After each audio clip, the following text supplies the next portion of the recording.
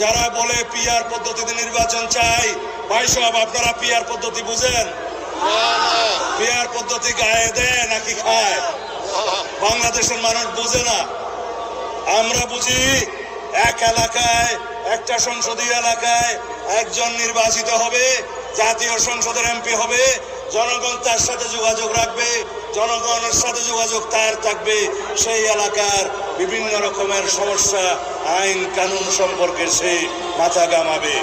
যদি আমরা পিআর পদ্ধতির নির্বাচন আমরা যেটুক বুঝি, যেটুক পড়েছি, তাতে দেখা যাবে ভোট দিলেন মিরপুরে আমিনুলকে, এমপি পাবেন সন্দীপের বাবুলকে।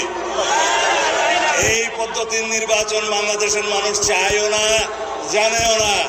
যারা হাত পাকা দিয়ে 16 বছর আওয়ামী লীগকে বাতাস করেছে, তারা নাকি কোথাও পিআর পদ্ধতি ছাড়া নির্বাচন চায় না। তাদের সাথে যুক্ত